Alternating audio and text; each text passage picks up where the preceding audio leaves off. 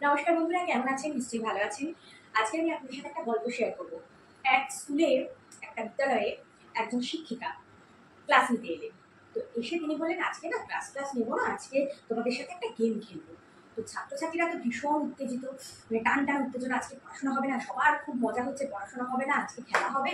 তো টিচার বললেন, আচ্ছা। টিচার কিন্তু প্ল্যান করে এসেছে কিছু একটা শেখাবো, সেটা খেলার মাধ্যমে শেখাবো, এটাই ভেবে এসেছিলেন।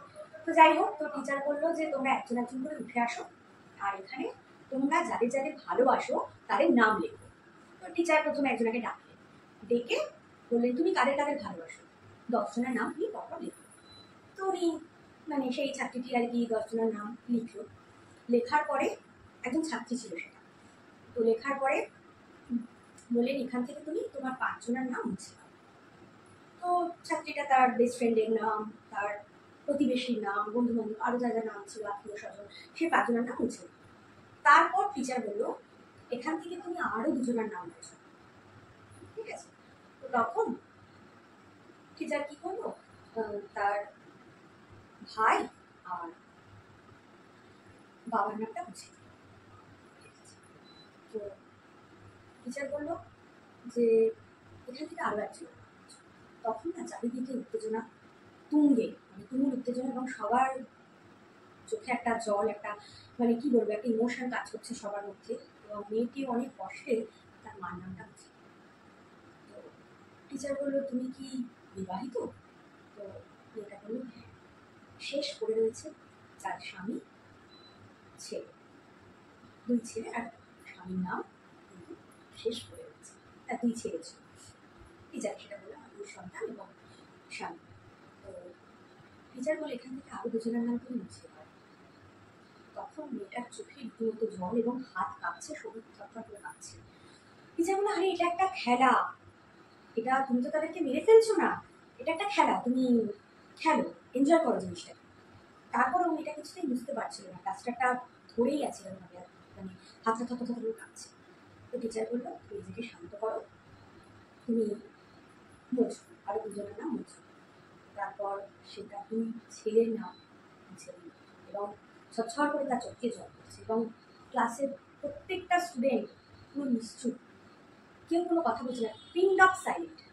তো যাই হোক, টিচার বললো, তুমি, আমি বুঝতে পারছি তোমার মনের উপর দিয়ে কি গেছে, তোমার মানসিক অবস্থা আমি বুঝতে পারছি। তো টিচার একটা গিফট বার করে আর একটা চকলেট বার করে তাকে দিল। তারপরে টিচার বললো, তুমি কেন তোমার স্বামীকে শেষ পর্যন্ত চুজ করবে? তো ছাত্রীটি বললো যে, দেখুন, বন্ধু বান্ধব, আত্মীয় স্বজন, পাড়া প্রতিবেশী, তারা না থাকলেও জীবনটা চলবে। আমার ভাই, বাবা মা এরা ছিল, বোন এরা ছিল, এদেরকে নিয়ে, পরিবারটাকে নিয়ে আমি বেঁচে থাকতে পারি। কিন্তু যখন আপনি সেগুলো মুছে দিতে বললেন, তখন ভাবলাম, ভাই বোন, তাদের সাথে তো সম্পর্ক সবসময় ভালো থাকে না, তাদের তো সবসময় প্রয়োজন হয় না। তো আমি সেটাও মুছে দিলাম, বন্ধুদেরটাও মুছে দিলাম। তো শেষ পর্যন্ত ভাবলাম যে বাবা মা তো সারা জীবন বেঁচে থাকে না, তারা তো একদিন বৃদ্ধ হবে, বৃদ্ধা হবে, আমাকে ছেড়ে চলে যাবে, আমার স্বামী সন্তান নাই, আমার সব। তারপরে যখন আপনি সেটাও মুছে দিতে বললেন, সেখান থেকেও 2 জনকে বাদ দিতে বললেন, তো তখন আমি ভাবলাম, আমার 2 সন্তান, বুড়ো বয়সে এ বলবো ওর কাছে যাও, ও বলবে এর কাছে যাও। তো তারা নিজেরা নিজেরা ব্যস্ত হয়ে যাবে এক সময়ের পর, আমাকে কিন্তু আর সময় দেবে না, তারা তাদের পরিবার, বউ বাচ্চা সবকিছু নিয়ে ব্যস্ত হয়ে যাবে, আমাকে আর সময় দেবে না। তো শেষ পর্যন্ত আমার সাথে কিন্তু আমার স্বামীই থাকবে বয়সকালে। তাই আমি আমার স্বামীকেই শেষমেশ বেছে নিলাম। এটাই জীবনের ফ্যাক্ট।